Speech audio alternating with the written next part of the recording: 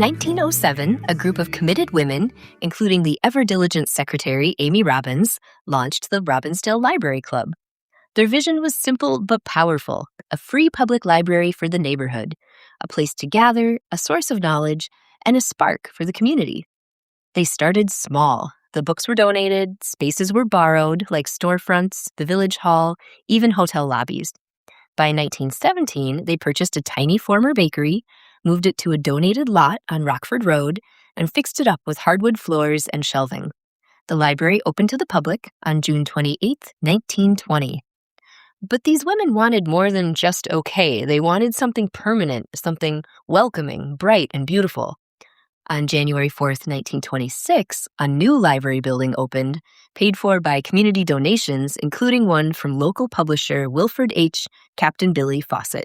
The building, designed by architect H. Livingston, had a cozy Tudor revival style, with its steep gables, stucco walls, brick trim, and large windows. It looked more like a home than a formal public building. Those big windows filled the reading room with natural light and made the space feel warm and inviting. Inside, there were comfortable reading rooms and a lively basement where the library club met. It wasn't grand, but it was perfect for Robbinsdale: friendly, bright, and neighborly. Frances Pollard became a librarian in 1921, and she served for 30 years.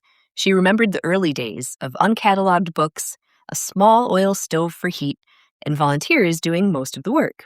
Still, she took the job seriously.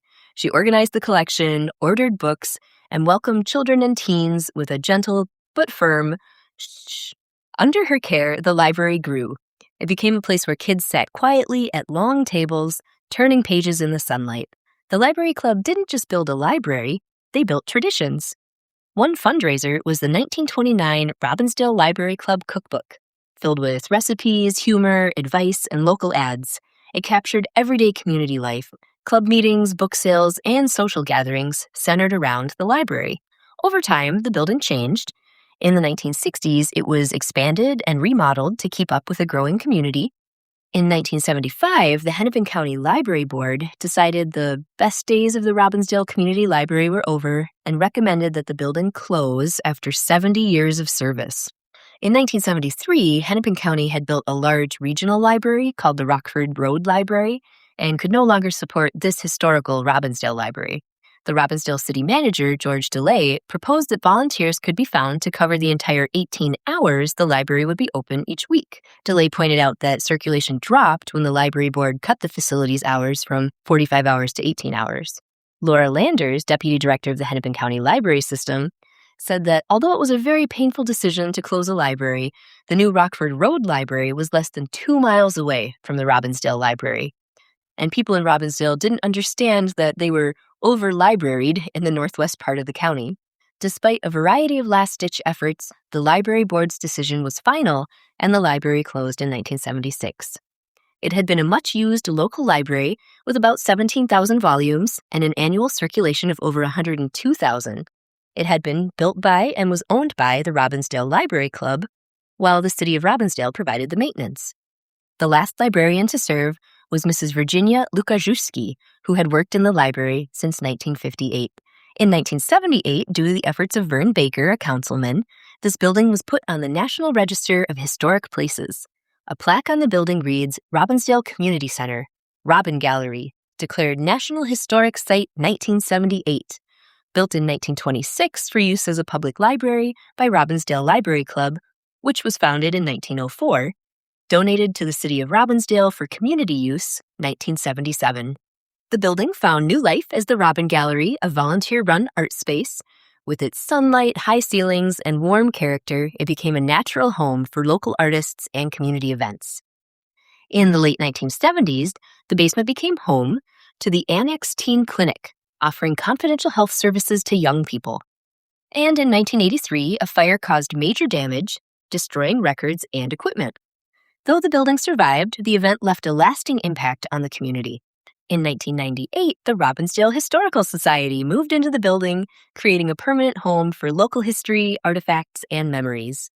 Today, the building houses the Historical Society, the Robin Gallery, and community archives. It continues to serve the public just as it always has.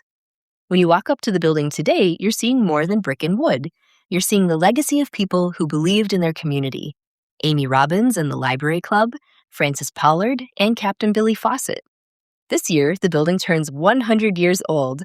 The windows still catch the sun, the rooms are still full of life, and the story remains the same.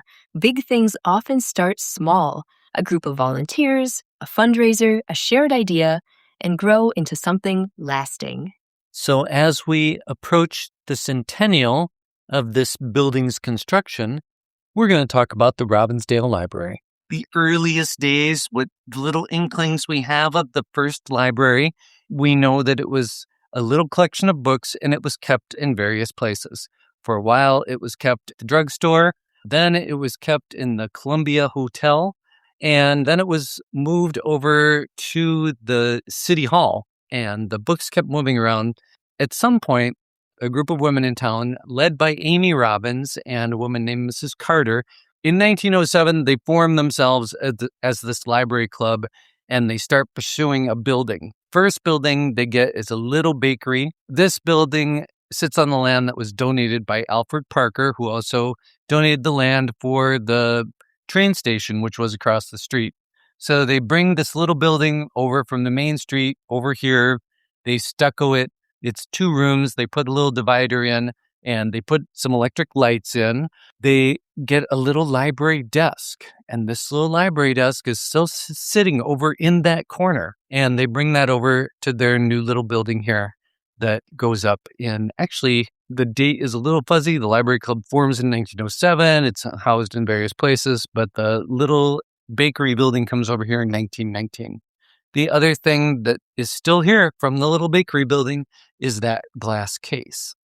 And I just found that out by reading old newspaper articles, and they're mentioned that that case survives a fire. And I checked, and sure enough, there's some pictures of it from the early 1960s. It was even as far back as the hotel. So when the library was in the hotel, it was in that case.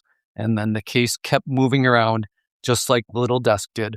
And so in 1907, they become the Robbinsdale Library Club, and they're a group of 26 women. And then if we go into the old library club scrapbooks, as you go through, you'll find pictures of all the members of the library club. Some of them go back all the way to the 1920s. Some are a little earlier. And a lot of these people were the first settlers. Stillman, Trump, Shumway, Robbins, they're the very first people that built this town. And then in 1917, they become a federated women's club. So from there on out, they have little printed programs. We have their minutes. I just have them in front of us. Of course, we have their first little building, and we do have some pictures of the interior of that. It seems to have been painted white, 2 rooms full of books. When you look at the books, they don't seem to have dust jackets, which, of course, came around later. For me, looking at books without dust jackets, they just look like a law library or something. They just look so dull, but of course they weren't. I know as you were digging through our collections, Crystal, one of your favorite little items was something from the library club. What was that? Yes, one of my favorite things that I found when I was doing the inventory was a set of dishes from the library club. They used it when they would have a tea. So each lady had her own set. There's like a dinner plate, like a regular sized plate, and then a little saucer and a teacup. And they're just so cute. They've got sort of a seafoam green rim and then a little yellow rim under that, and a monogram for the Robbinsdale Library Club, this fancy RLC logo, and they're just adorable. It was my favorite thing I found. Well, when we look through all of our old clothing, sometimes I wonder, because the library club loved to dress up. And so I'm always finding pictures of them at dress-up parties. My favorite one is at one point they decide to dress up like the characters from their favorite books. When they're dressing up for Washington's birthday, somebody brings out a quilt that was made in 1778 and a shawl that's 100 years old. You get a piece of lace that's 125 years old that belonged to Mrs. Hyde. I mean, the Library Club documented its history so thoroughly. So not only have pictures of all their dress-up parties, we have pictures of them with a spindle, and it looks like an Antiques Roadshow, and they're always assembled. And these photos are great. There's one where the ladies are outside a house and they're wearing wigs like George Washington. They've got all their colonial outfits on. And that's actually right outside the Stillman house. Their house was a little grander and bigger. Kate, do you think they thought of themselves as a historical society and a library club? They had such a sense of history. They did. And as time went on, certainly when the Robbinsdale Historical Society was founded, which is 1978 or so. And if you look at the pictures in the old Post paper, here's the Robbinsdale Historical Society. And then you look at the picture of the library club, and they're pretty much the same group. Oh, but there was a limit on how many people could be in the library club, right? Right. I think it was 35. And they wouldn't just take anybody, they would just leave somebody hanging on the list. And they seemed to be very exclusive. And maybe there was even some complaining about how exclusive they were. But of course, the library club had these wonderful little programs. Every time they had a meeting, they had a program. And on the front would be some rendition of the library. And when we flip through these scrapbooks, it's just one picture of them dressed up after another. Is it Swedish Day? Let's all dress up like Swedes. Yeah, so here we have members of the Women's Club of Robbinsdale wore costumes and presented a series of skits. And that seemed to be something that they did. Well, then as technology changes, there's this sort of odd little piece of paper and it says, Women of the New Code of Motion Pictures. Mrs. Winter delves into the inner meaning of things and extracts the deeper significance. Well, they would bring a speaker in every time, and they had to have some sort of subject matter. And when they could bring in a prominent speaker, then they might get in the paper. And when they couldn't, they dressed up. They went to their closets and their mother's closets. And what can we put on? Is it George Washington's birthday? Off they would go. Although when you look at some of these hats, when you go into the 20s and 30s, are they playing dress up, or is that just what they wore? Well, you have a great collection of hats. I wonder if any of them came from the library club. Yeah, they have to have. Refined. Maybe refined is a word for them. They've got this cool invitation for the library club 20th anniversary, and it's got this beautiful watercolor of yellow lady slippers. That's really unique. Yeah. I don't know that any other state would have yellow lady slippers. Look at that lettering. It reminds me of Wanda Gogg's Millions of Cats. Well, from 1930 to 1947, there was a handful of historians. We have Mrs. W.H.M. Adams, Mrs. A.D. Bradley, Mrs. F.P. Hosterman, Mrs. R.M. Rosenwald, and Mrs. D. Houston. And that kind of brings us back to our library here. The library club's little library it's too busy, and it's costing more to maintain than they thought it would. And of course, they don't have the funding from the city, so it's all volunteer. And they decide what they really need is a brand new library and someplace so that the community can meet. The community loves the library. They're going to, expand the collection. And this happens in the 1920s. So, they've got their little building in 1919. The early 1920s come along and the town is booming. There's construction everywhere. There's new houses going up. Along the main drag, we have Robbinsdale's most important industry, which is Captain Billy Fawcett's publishing. They are going full tilt. And so the library club comes over and, asks for donations of books, asks for donations. They start carrying periodicals, and of course, asking for money. And Captain Billy, we have in one of the library club minutes, donates $300 some, and his brother donates another few $100. And they've got Howard Lumber, is starting to take off and they're selling coal. They donate $300-400, and all these little donations add up, and eventually they get enough to build their library. The library was designed by an architect named H.H. Livingston. It opened in January 4th, 1926. Here we are at the 100-year anniversary in Robbinsdale. The building goes up in 1926. It just looks beautiful. One of their watchwords was to have those big windows to let in the sun. There is one other building in town. It used to be the Redeemer Lutheran Church. It's now a Robbinsdale Alano. And when you drive by it, it has the same window design because it was built just about a year earlier, I think. Of course, in the 1960s, they remodeled the library. They take a drop ceiling in so you don't see all of the window anymore. They cover up that beautiful wood floor with a tile floor. But just a couple years ago, the art gallery, the city of Robbinsdale had hoped to get a grant to redo the floors in this building, and their grant fell through. But the guy who was the art gallery at the time tore up the tiles in the room, sanded down the original hardwood floors, and when you go in there, they look very much like the pictures that we see from 1926. almost the moment that they get this built, put the fixtures in, get the books on the shelves, Hennepin County decides to jump in and take over the library. Of course, they were invited in. The library club says, that's wonderful. We don't want to run the library. You guys can run the library. And this just makes sense for a tax base too. Why would you have a municipal library when you can have an entire county system? Of course, the library club owns the building and they've got their club room in the basement, starting there in the late 20s. Whenever we see pictures of the library club, they're always gathered around those basement windows. Well, this might be a point to jump in. Yeah. So the library club was also really good at fundraising. They would produce cookbooks, they would feature local advertisements, and they had one from 1929 that had this really interesting sounding recipe. It was called Orange Rocks. It was a cookie. And I actually tried to bake them and they turned out okay. They were not super hard, so they were pretty delicious. But it was kind of fun to go back and look at those old recipes. And I've got a great picture of the library in 1929.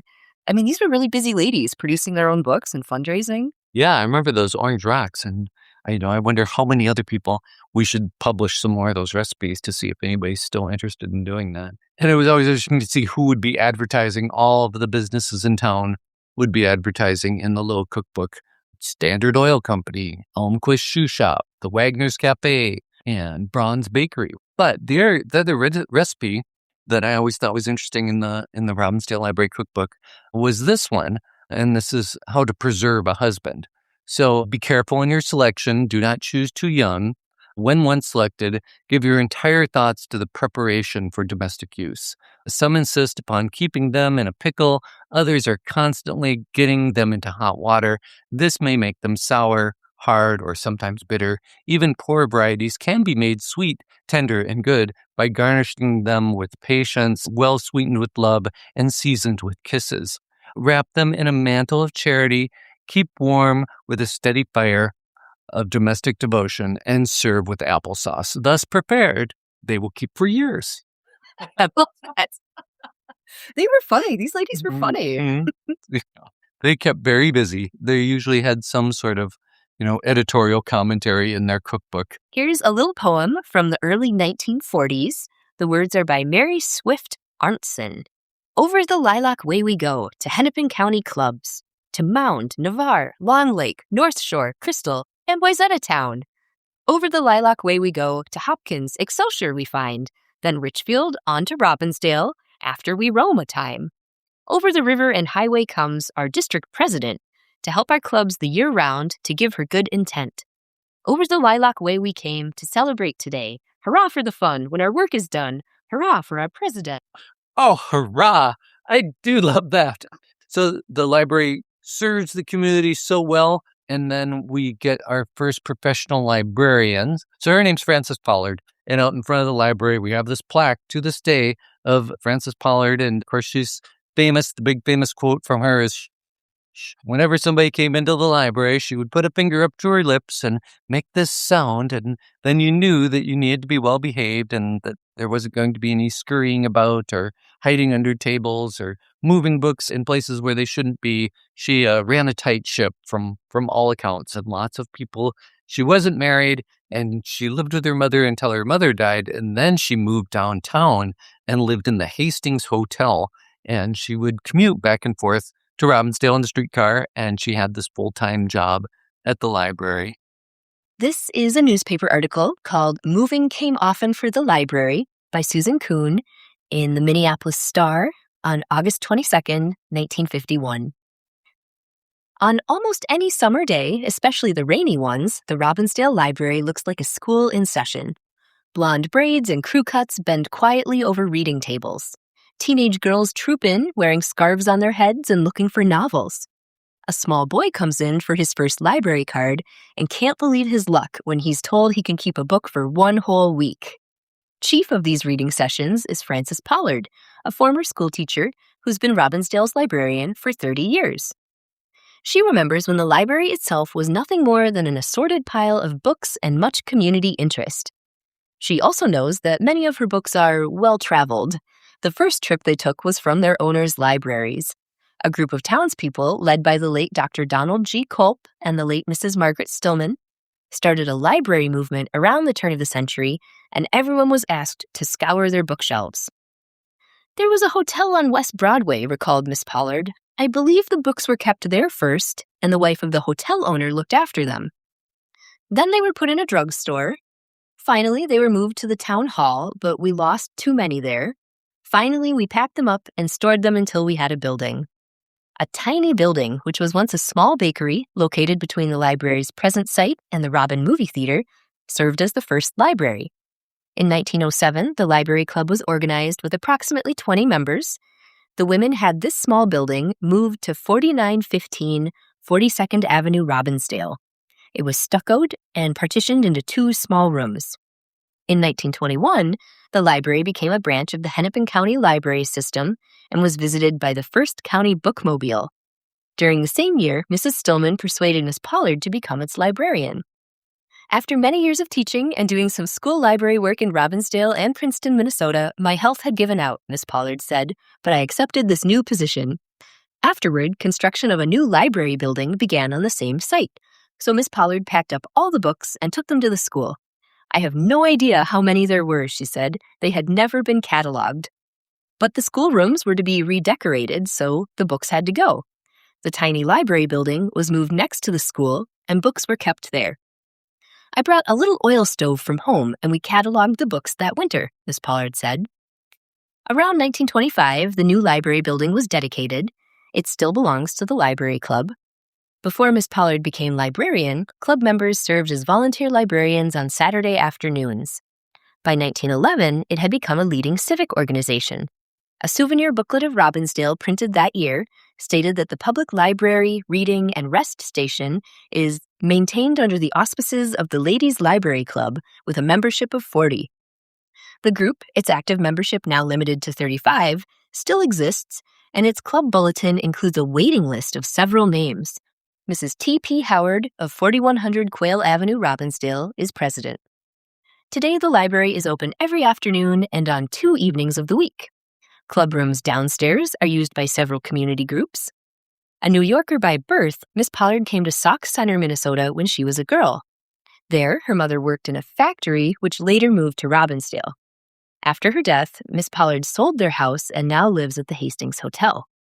She often spends her mornings at the nearby Minneapolis Public Library, filling an almost daily request for books. She also selects volumes that will be brought to Robbinsdale by the bookmobile. Except for the summer when she has part-time help, Miss Pollard manages the library alone, and business is booming. During June and July, she issued 139 new library cards. "I used to stress that children come in with clean hands," she said, eyeing a pair of slightly grimy hands across the desk. "But they need reminders." Of course, the library is very close to the high school. It's close to what was the Robbinsdale Public School, the elementary school. And then later, when the high school moves down to Toledo in about 1957, the old high school becomes the junior high, and the library is getting so much use that they decide that they need to expand. Of course, the part of the building we're sitting in was part of that expansion that happened in 1960. And they not only expanded upstairs, but they added a basement. The library club, who had been using the meeting room in the basement for years and years, the reason they wanted more room in the basement was so that they could have a separate meeting room where local groups could meet. And in this little meeting room, they had a glass cabinet where they kept all sorts of little Robbinsdale mementos. And then, of course, they had a little kitchen down there, and the kitchen is still there. So when you go down there, it looks like a little church basement kitchen. It was a big to-do when they opened up the new wing and they brought in the mayor and the Robbinsdale Library Club. This excerpt is from H.O. Sunnison and his Sunny Side of the Post column, Thursday, March 9th, 1961. We have to step cautiously when speaking about the Robbinsdale Library Club. This is a group of ladies who have borne the brunt of keeping the Robbinsdale Library in existence. They are not afraid at any time to tell the editor off, although we happen to be much older than any of its members. The purpose of our visit to the library was to view the new edition. The edition is one deserved by the Library Club. It seemed nearly incredible as we inspected the new quarters to recall that back in 1907, the organization started the promotion of better reading in a little building that was just a little larger than the average porch. Then came the building which the club occupied for many years. The corners became crammed as the library began serving more and more patrons. The new addition was an absolute must. The fact that the addition has been built is far less important than the work that the members of the library club have put in promoting better reading in the community. Had it not been for this group of energetic, self-sacrificing women, Robbinsdale may never have had a library of any kind. As it is, Robbinsdale today is one of the best libraries in the area. The library was not built overnight. These fine women have spent thousands of hours building it, and we give credit to every single member of the library club. It has been an active Robbinsdale unit and a credit to its community. It's a club that really performs the service. Eventually, the meeting room gets turned into a periodicals room, and the library takes over the meeting room. They still have the Robbinsdale Library Club meeting room, but by the mid-60s, the meeting room didn't last very long. It was needed for space. The library just seemed a lot bigger than it does now because there wasn't as many walls. So when you walk into the building today, the front room is very much like the original library in 1926. And then they created some divided spaces where our furnace is, where the restrooms are, where the Robbinsdale Historical Society is. They built all of those walls in the early 90s. Before that, it was a great big wide open thing.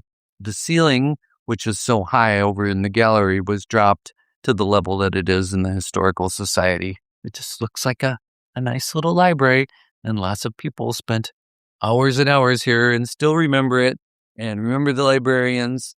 As you get into the early 70s, though, the Hennepin County system is saying, well, we're going to build a new library at Rockford Road. At that time, this library was really busy, and the library club was still meeting here, and so many people were so fond of this little building that there was a bit of an outcry.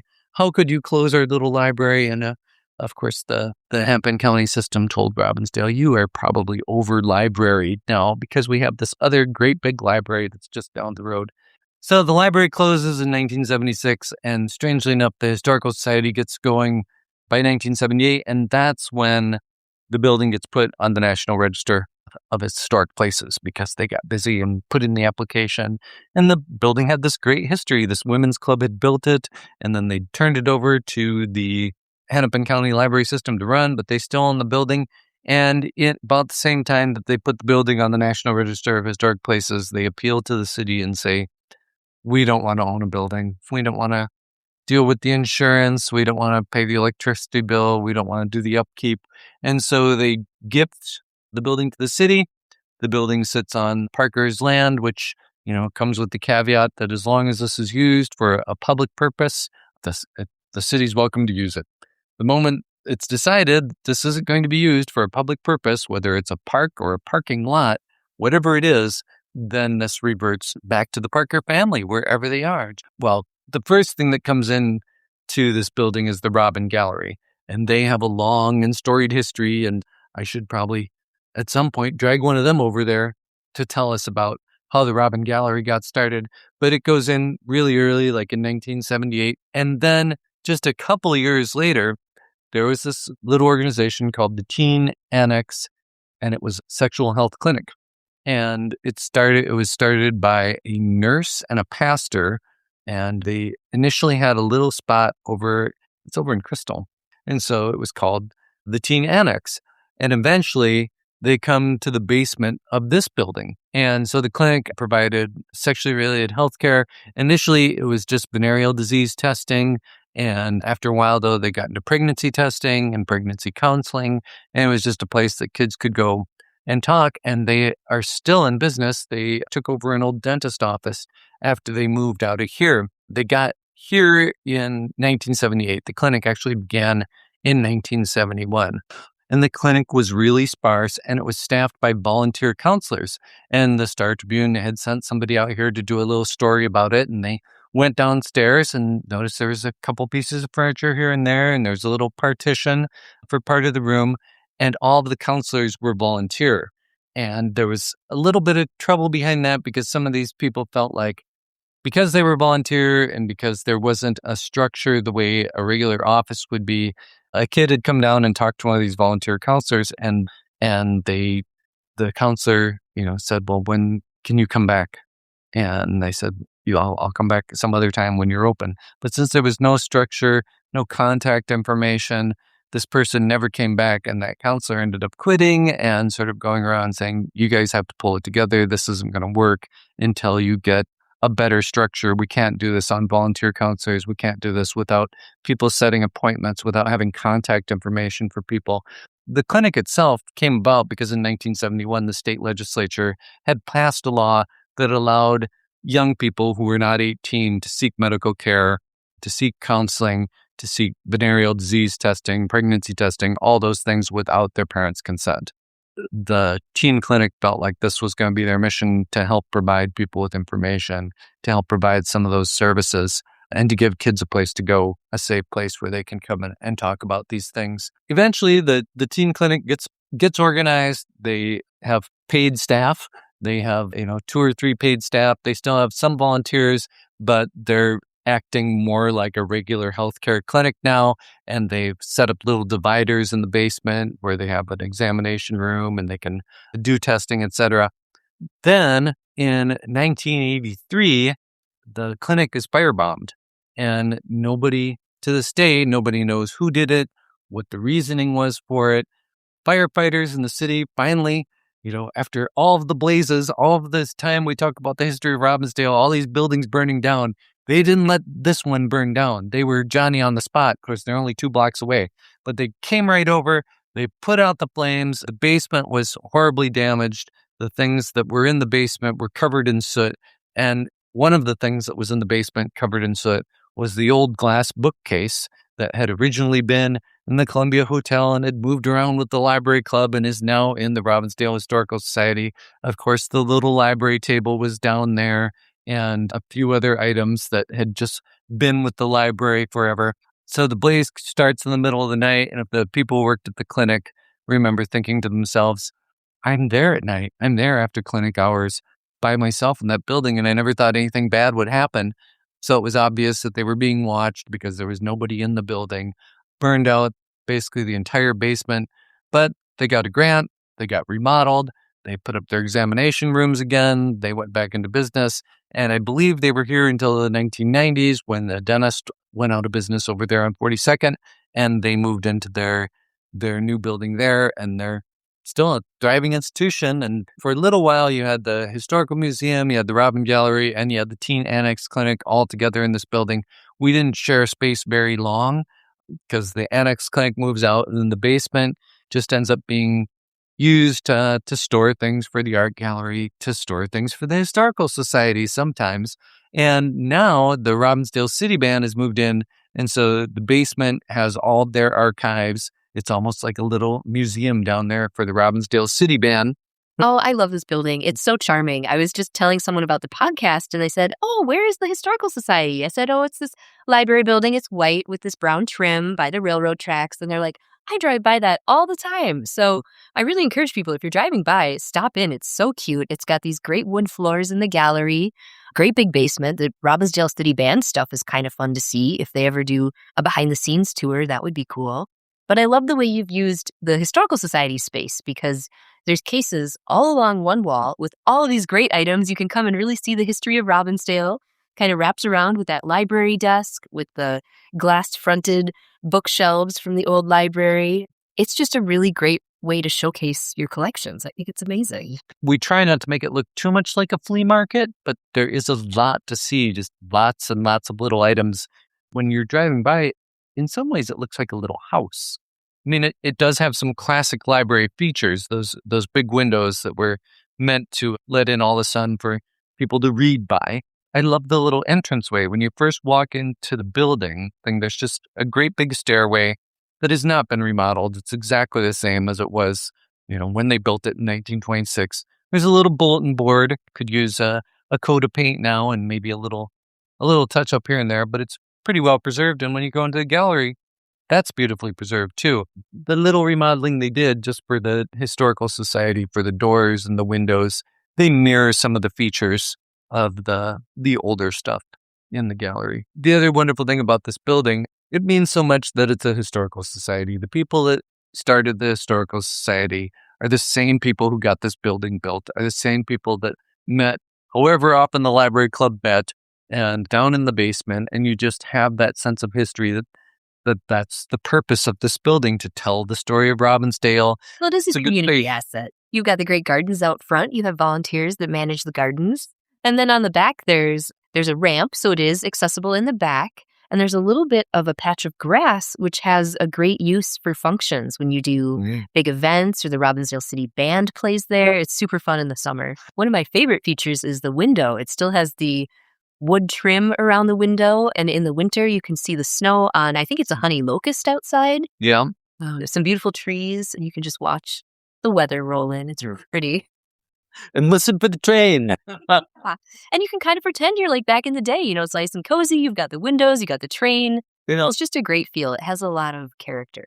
The beauty of our arrangement as the Historical Society is the city provides the space, and we just provide the organization. A major kudos to the city. It's really incredible to see that city organization partnership, especially for a museum. It's super cool. Well, it serves a public purpose, so here we are. Thanks for listening. I'm Crystal Boyd. Robbinsdale Revisited is brought to you by the Robbinsdale Historical Society. Our little history museum is located at 4915 42nd Avenue North in the heart of Robbinsdale. We're open Fridays and Saturdays from 10 to 3. You can also visit us online at robbinsdale.org. You found this episode, so you know where to find the next one. Bicycle into the city every Saturday to see our friends. In the bus back home, sitting hand in hand when the evening ends. Oh, when the evening ends. Oh, when the evening ends in Robbinsdale.